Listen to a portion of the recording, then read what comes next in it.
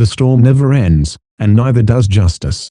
Joshua rises from the darkness, his past calling him forward. Those who left him for dead think they've won. They have no idea what's coming. Welcome back to The Crow, Dead Time. A new chapter begins, and vengeance is far from over. If you're ready for what happens next, make sure to subscribe, like, and drop a comment below. Let me know, who deserves justice the most? Vengeance does not rest. It lingers in the shadows, waiting for the right moment to strike. A man, scarred by his past, clings to the illusion of salvation. Spawn of Satan, he calls him, believing his second chance was a gift from God. But the truth is far darker. From the depths of the void, a voice cuts through, cold, unwavering. God has nothing to do with it. Joshua the past has come knocking, wrapped in the form of a relentless specter. Then, the reckoning begins. A brutal strike, fueled by years of torment. His victim stumbles, his breath stolen by the force of justice long overdue. Don't you know me, Michael? I waited at Hell's Gate for you. Tonight, judgment is delivered. And there is no mercy. The alley was dimly lit, the air thick with tension. Hunk moved with precision, his muscles coiled like a predator ready to strike.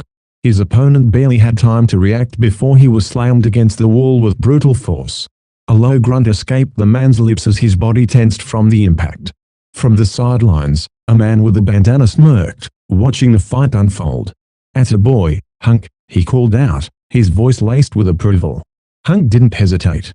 His grip tightened, and with a powerful heave, he sent his opponent flying backward. The man's body twisted in the air before crashing into the chain-link fence, his limbs sprawled awkwardly as he slumped against it, dazed. Hunk stood firm, his gaze locked on the fallen figure, his posture exuding dominance. The fight wasn't just about strength, it was a message. And judging by the way his opponent struggled to rise, the message had been received loud and clear. Joshua lay on the ground, dazed, as heavy boots threatened to stomp him into the dirt. "Kick his head," one of the attackers snarled.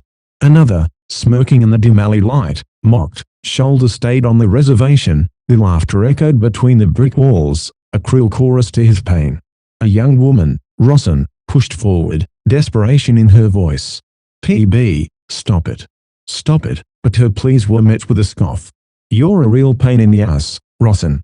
Get lost." The man beside her swayed slightly, a bottle in hand, uninterested in the violence playing out before him. Through the haze of pain, Joshua gritted his teeth, spitting blood onto the pavement. He slowly lifted his head, locking eyes with his tormentors. A smirk curled his lips. "Freak show, don't die easy," he muttered, his voice dripping with defiance.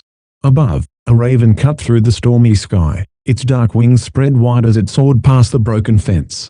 The wind howled through the alley, rattling the chain-link barrier like an omen. A voice, distant yet commanding, whispered through the chaos, "Time's wasting, Joshua." The words ignited something inside him. His fingers curled into the cold dirt, strength surging back into his limbs. His time wasn't up. With a primal roar, Joshua clenched his fists and tore at the chain-link fence barring his escape. The metal groaned and snapped under his grip, his muscles straining with raw fury. Blood smeared his hands, but he didn't stop. The fence ripped apart, the last barrier between him and freedom giving way. Rain slicked his skin, his breath ragged. No longer the prey, Joshua was ready to turn the hunt around. A shadow moves through the darkness, swift and relentless. A lone figure, muscles tense, strikes with inhuman force. A scream of pain echoes as the blow lands, sending a man crashing into the fence. The attackers freeze. One of them, cigarette clenched between his teeth, stares in disbelief. "Nobody's that strong," he mutters. Another, eyes wild with fear, spits out, "It's that freaking crow." The third, more composed but clearly uneasy, tries to calm the group. "Mikol, he said he knows you. Chill." Mikol isn't buying it. Jaw clenched, he grips his weapon.